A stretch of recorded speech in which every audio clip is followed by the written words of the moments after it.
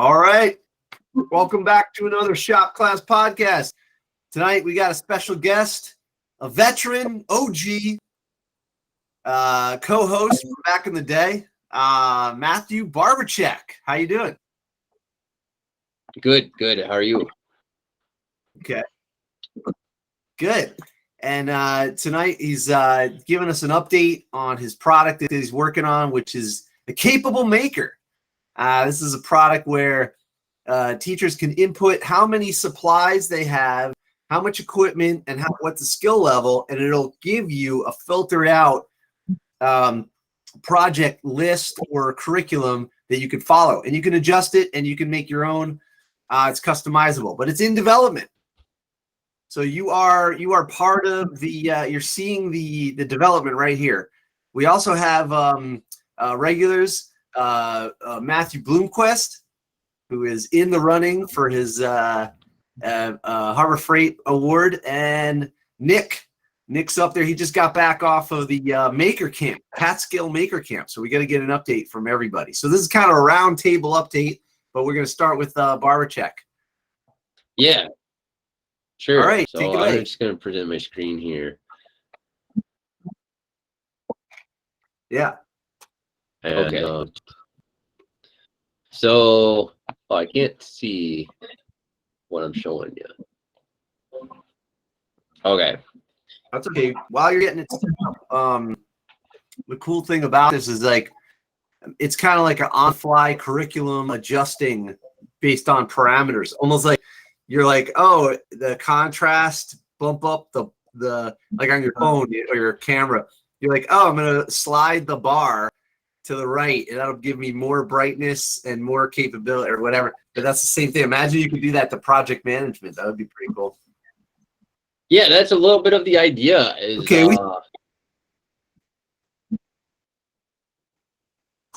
to lighten up the cognitive load on the educator, so they don't have to think so hard. Because teaching is a very creative act. It's very artistic, and it's can be very exhausting as a result. So I look at all the talented people I teach with and just see how tired they get, and then I'm like, oh man, what does this mean for someone who's new? Which a lot of us have been new before, and we know it's super exhausting.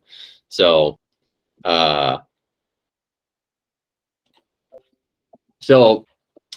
this is going to hopefully help alleviate some of that. And I just wanted to show you guys real quick. Everyone here has seen it, and I think they remember the basic functions of it.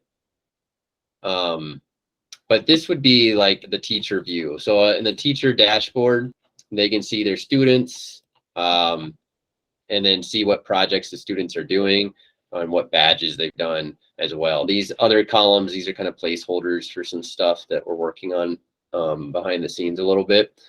But the teacher can go in and they can look at these projects that are in the warehouse. A lot of this is placeholder content or testing content, just content we're using to test the platform. But you can filter it by tool use. And so if there's tools you want to emphasize or you don't have access to some of these tools, you can check off which tools you have access to. And then it'll generate projects that you can do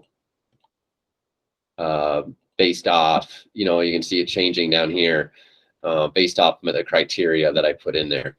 So that's something that can be convenient.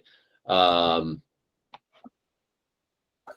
going to refresh this page so that all the projects come up. Once you pick a project, you can go ahead and check that off and add it to your project. So there's a project warehouse, and then there's your project library. So these are just projects that you can see. These are not projects your students can see. You can add them to your project library, which is over here, my projects. And you can see that we have a little issue with duplicates showing up. But otherwise, you can see that these are projects that I have in my library that I can assign to students, delete, I can edit them, or I can make a copy of it. So if there's something about this project that I want to modify, I don't like step 6 or whatever, then I can make a copy of it, edit it, and and then just call it. That's a cool feature. You can just take a project and change it if you wanted to. That's pretty cool. Yeah. So I can just call it Barbercheck's version, and they're like kind of, I might have to retest that after. Oh no, there is. Well, maybe something showed up. So we're still troubleshooting some bugs and glitches, and I keep like a live bug report and different things like that. But that's the idea. You can make a copy, edit it. Now this on off, this says whether your students can see the project or not. So if there's advanced projects you want to keep hidden for now, you can just say those are off for now. And then once they reach the level or maybe they can see it, they can see it. But just because they can see it doesn't always mean they can access it, which I'll show you in a second. But if I want to assign this nailing an inch project, I can assign it to different classes, or I can assign it to John and Clementine. And then I can assign the Jenga block to Elijah and Meg. That's you know, or I could just do select all. So we're looking at the. Oh, sorry. I just want to emphasize that I just realized that we're looking at a teacher view and we're looking at a student view together, and that's really cool. So you have a control area. I got to tell you, that's really helpful with Onshape. Onshape allows you to have a teacher view, and you can see what projects they worked on and when they worked. You literally, that's like a timestamp on every click. Yes. Yeah. You know. So now, like, I assign these, and so because yeah. Oh, go ahead. Yeah. Well, yeah, it is cool because you can see where people are at quickly without trying to like jog the memory train as to who's working on what and getting them all mixed up. And you know, sometimes the kids don't always provide like an accurate snapshot for one reason or the other, so it's super handy to have it. Like Onshape does a really, I agree, they do a really good job of it. So yeah, we can see the projects that are assigned. We can go to badges, which and do the same thing. So like the Woods entry ticket, I can assign that to Elijah, and then on my dashboard I can see that he needs to do the Woods entry badge. All right, and badges and projects, I'm still on the fence with how maybe you guys can provide your feedback. Like I look at badges as like learning a process. So you've learned your oxyacetylene cutting fuel process, and look at projects as the application of the process. In a way, they're kind of redundant because you could say step by step, here's how you earn your router table badge, but the projects are also step by step too. So you could think of a badge as just a project based around process. And you can set badges. Let's see if I can do that here. If I can go to my projects.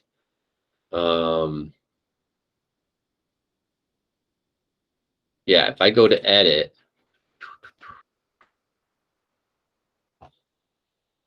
and I go up here to prerequisite, I can say, hey, before you do Barbercheck's version of the hand tool board, you have to complete the nailing an inch project. And so if I do that, that project won't unlock. That's great. Yeah, until they complete nailing an inch. So over on the student view, like we can go to No, go ahead. Oh, I'm sorry. My internet, I think, is bugging out a little bit, so I'm off. My timing's off. That's my UI, but so we can go to student go in here, and right now he can go to student projects, and he can see these projects, and this one he can't accept because he's already accepted it. So let's see. All right, this is interesting. I'll have to add this a little bit to the bug report too.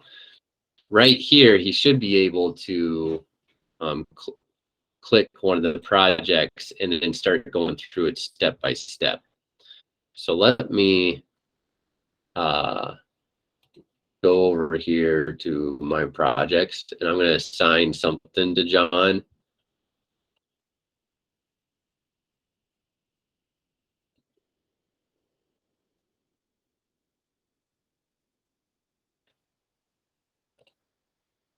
So we're going to assign that to John. And then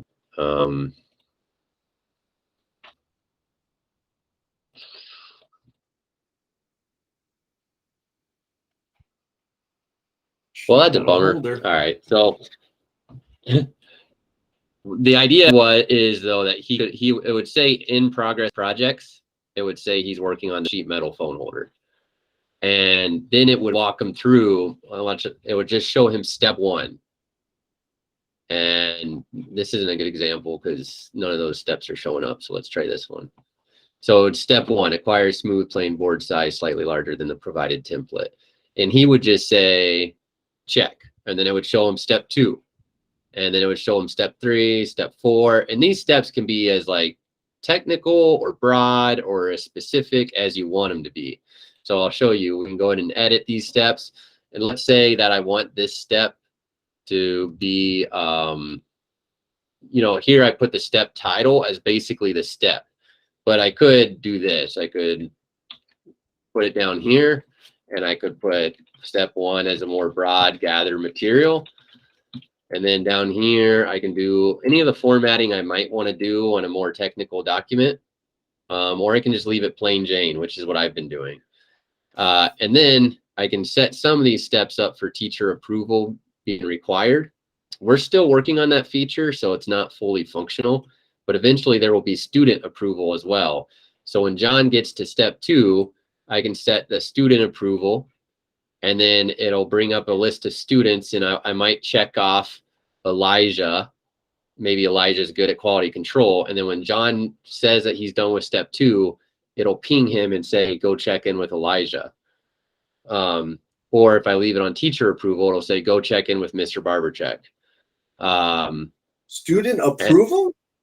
Yeah, so student approval would just like lighten the burden on the teacher. So that's cool. Yeah, and it kind of encourage that kind of cross. And it'll take a little bit, like we want to build in an accountability feature. So like Elijah gets his own access code. So when John gets that step 2, go check in with Elijah, John's got to actually show Elijah that step 2 is complete, and then maybe enter his access code and just say boom, boom, boom. But that would be an optional feature because I know some classrooms can run on the honor system, and why create the extra step if you don't need it? So, but at the same time, there are some, more manipulative audiences you end up with, and you just want to set the tone of accountability. And then you have that option while building cross, student peer-to-peer knowledge sharing. That's interesting. This is getting really dynamic. Did you have that feature last time? I don't think so, right? I kind of teased it. I don't fully have it now. But it's in development. Yeah. I did not describe it as in depth as I did last time. If I did at all, you might be right. I don't even know if I brought it up. Let's see what else. So down here, if you guys are using it, you're playing around with it, provide feedback. So you can submit an idea. Cool. If you ran into a bug, we could say Ron's page isn't loading. And then we could just say, Ron's page isn't loading. Yeah, the whole page is there. I mean, the address and the logo in the tab is working, but it didn't work. So that's a bug. Yeah. On Chromebook.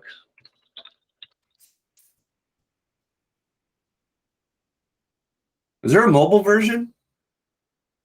No. I mean, you can access it on mobile and it looks all right. My students did.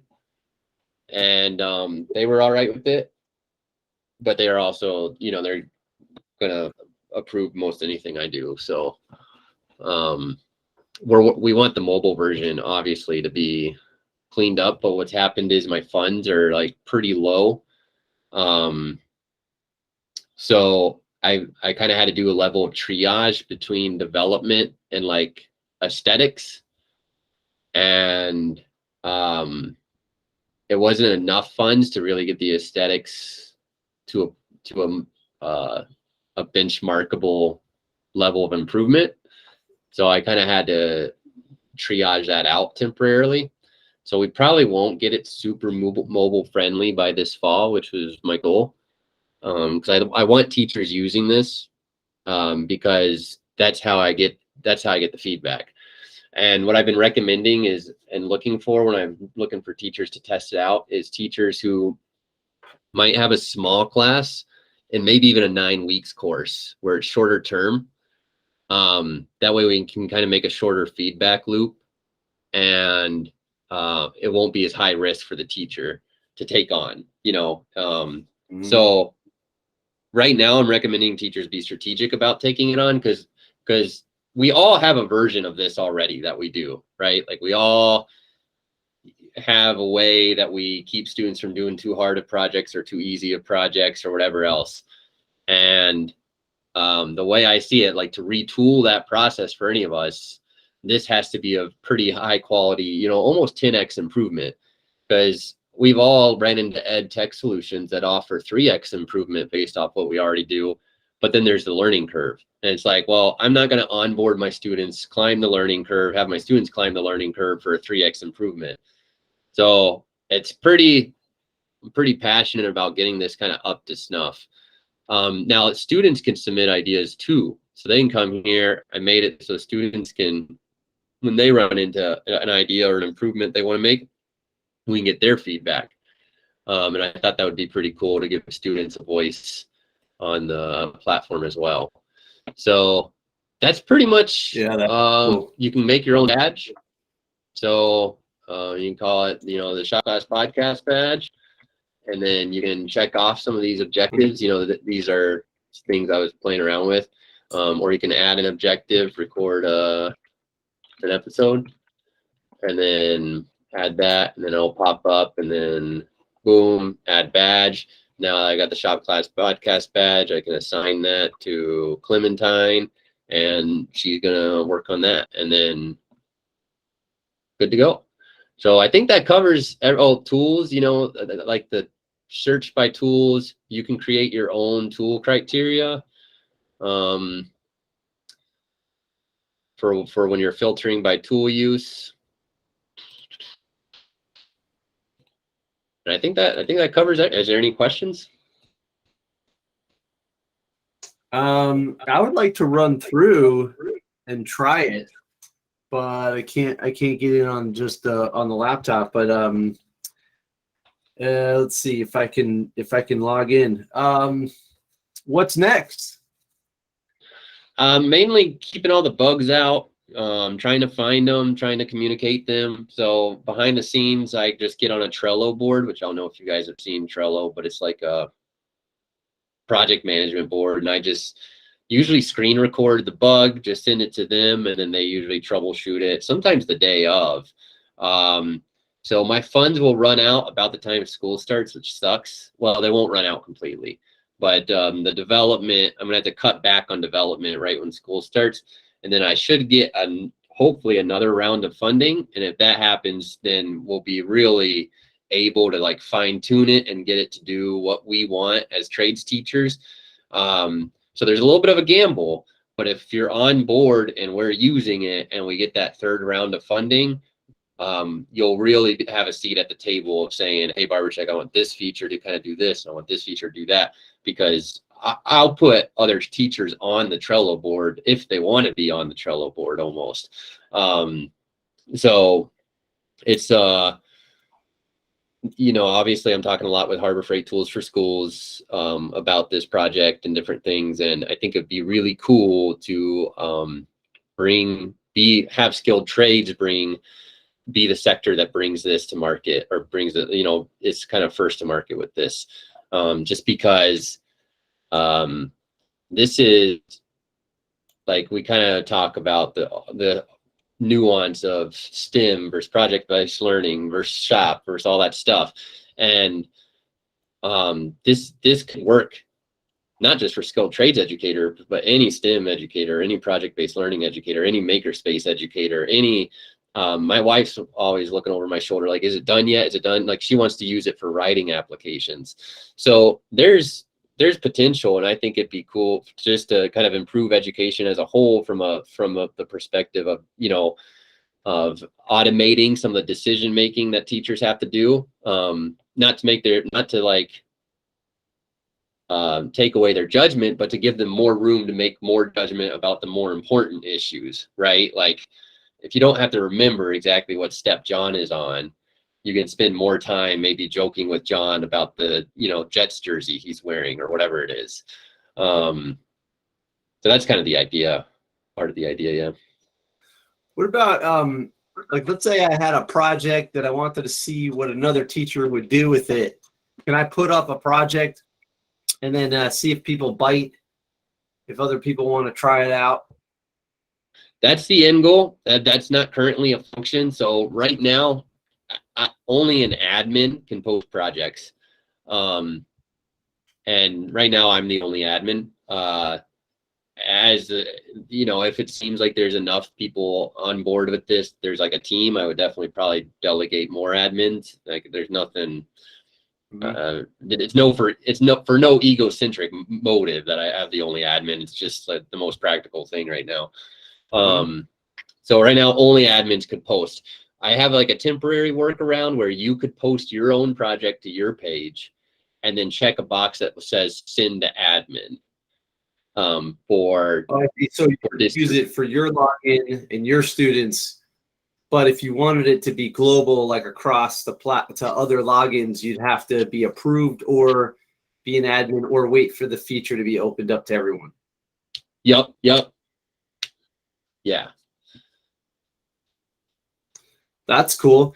Is there any indication on which projects are the most popular? No, in fact, that was something you suggested last time, is like an upvoting and downvoting of the projects. And that is, once we have a community established on board, 100%, let's do that and provide, you know, quick feedback, reviews, even, you know, Teachers Pay Teachers does it, Amazon does it. But yeah, anything to help provide that decision-making criteria, because that's some of the most complex decision-making creativity we apply, right? Is what is this group of students capable of, and how will this project go? And then we've all ran projects that are flops and different things. So to be able to read about Ron's flashlight project and how it worked for other teachers would be pretty cool. That would be cool. Awesome. All right. Anybody else got input? What do you think? Like, I mean, for me, how I'll use it, because obviously I have one project, right? It's the house. So it's not like, and this was something whenever Barbercheck started pitching the idea, was the badge idea, because one of the teachers at school had, you know, kind of talked about the idea of, you know, certifying yourself on the tools. I think this is where I want to start.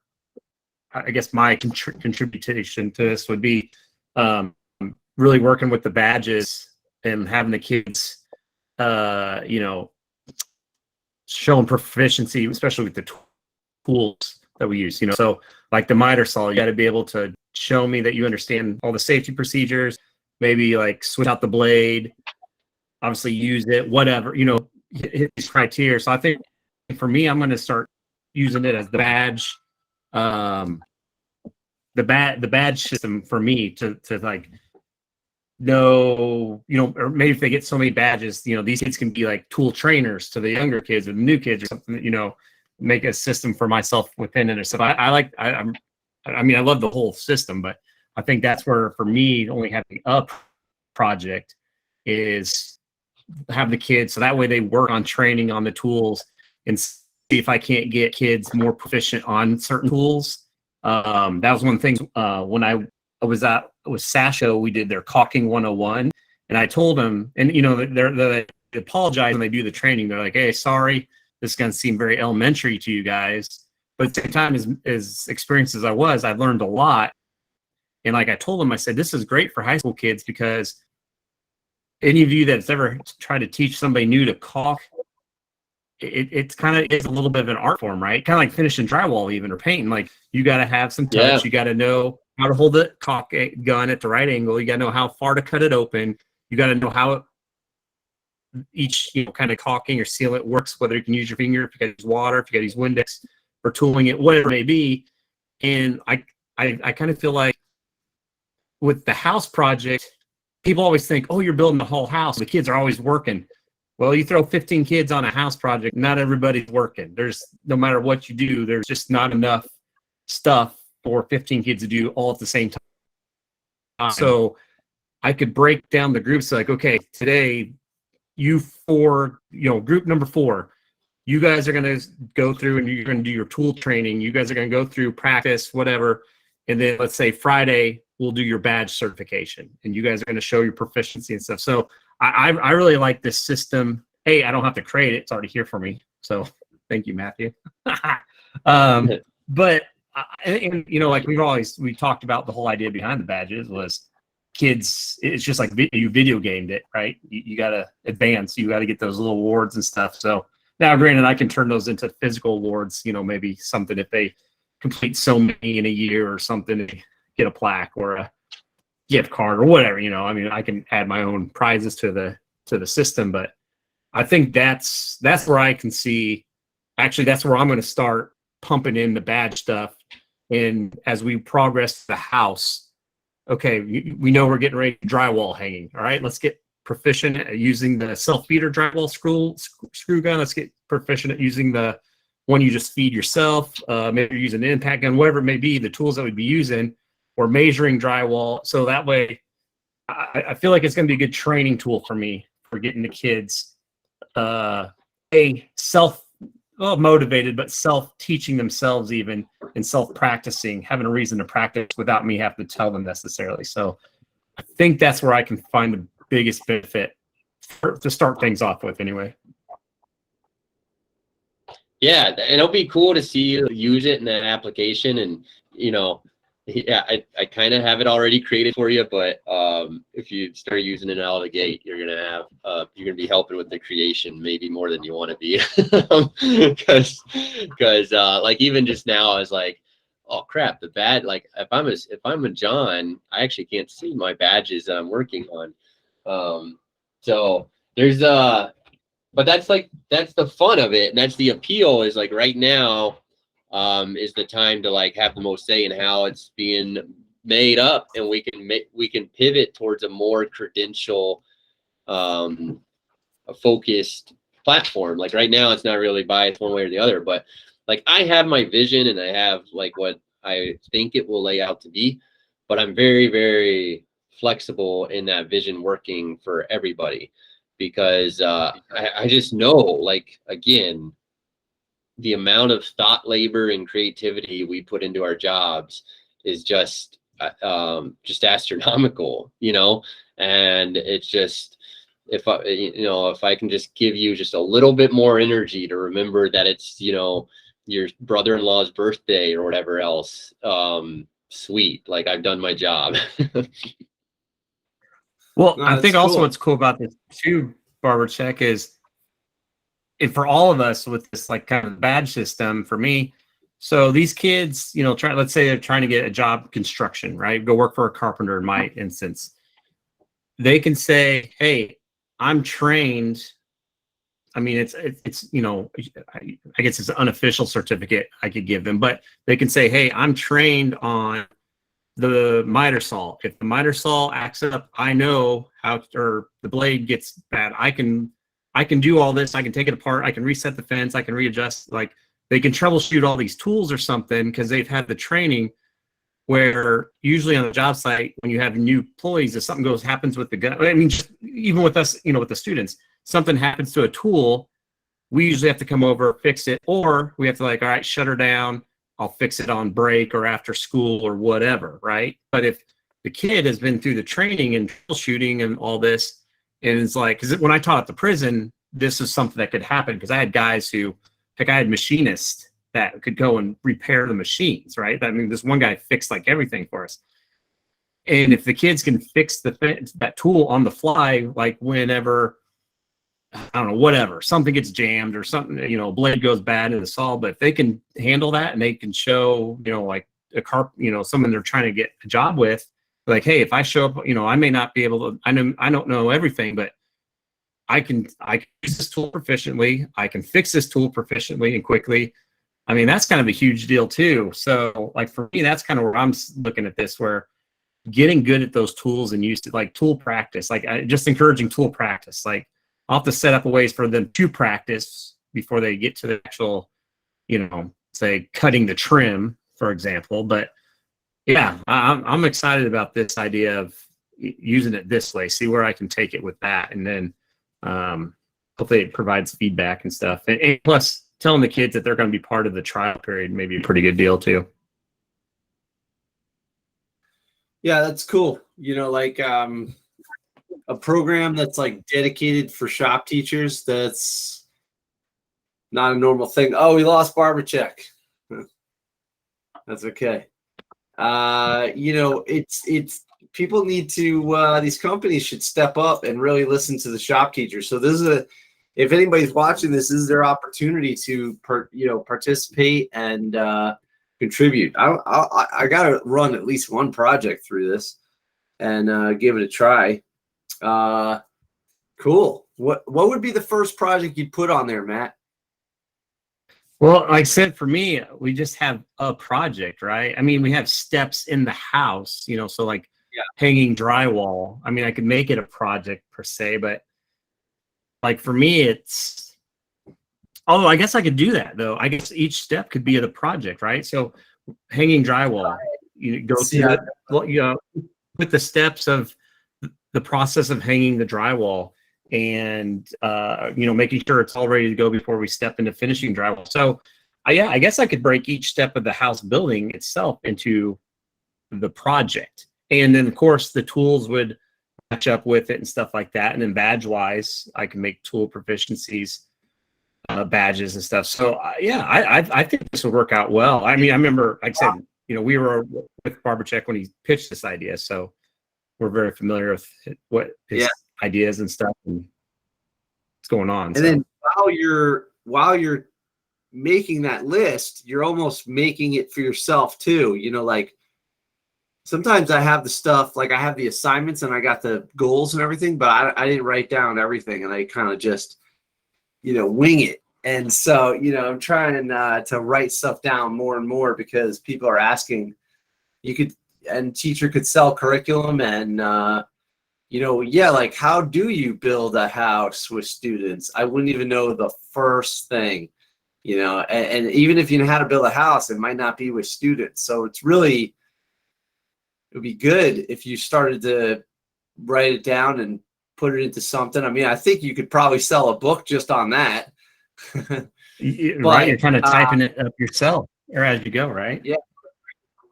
But it'd be good to have, you know, put at least something into Barbercheck. Oh, there we go. Yeah. Sorry. Oh, okay. It was resetting my router and shit. I might get kicked off again. I don't know, but that's all right. That's all right. You're back. Yeah. And we're still recording. That's all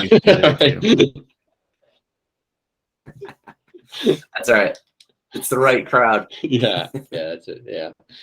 So, all right. Well, should we leave it there for Capable Maker, and we can kind of cap that episode. I think that unless Nick has something to add, Nick, you're gonna add lathe operation into the?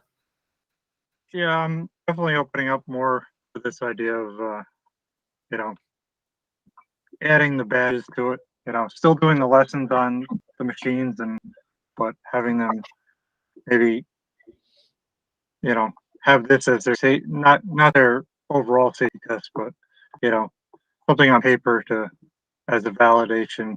You know, just for our class at least, to say, okay, check mark done. You know, so yeah, you know, and then also adding projects to this as well. Yeah, so that's the thing is that it's like for instance, somebody wants to run basically curriculums. This would kind of make curriculums obsolete in a way. Am I right, Barbercheck? There has been times I framed it in my head as this is like a curriculum assistant or curriculum writing assistant or like a on the fly curriculum developer or react emergent instruction was a term I heard recently. Like the content emerges from the circumstances of the classroom and the audience members and different things. So I think I would be more than okay with that because that makes sense. I like anything that makes like something's been around for too long, like the idea of a curriculum, it's like a dead document. It doesn't move. Yeah. Somebody writes it and then nobody even tells you if it works or not. It's like you could buy a curriculum. That's you don't what know I if that love teacher- about my program. Everybody's like, "What's your curriculum?" I'm like, the house. Whatever we need to do that day is what the curriculum is. It emerges. Yeah. If we mess something up, we fix it. That was the curriculum today. Repair. Right. Yeah. Go ahead, Barbercheck. Well, it's kind of funny because in a way, like somebody could use this platform to provide very, very, very boring, just step-by-step projects, right? Because that's kind of what the student interacts with is a step-by-step project. But the idea isn't to just have students go through the motions of a project or whatever with this platform. The idea, although that's somebody could easily use it for that, the idea is to free up enough of your creativity and your brain power that when, Matt, you've got 10 out of the 15 kids busy working on the house, you can have 5 working on a pretty structured step-by-step solution to taking apart the miter saw.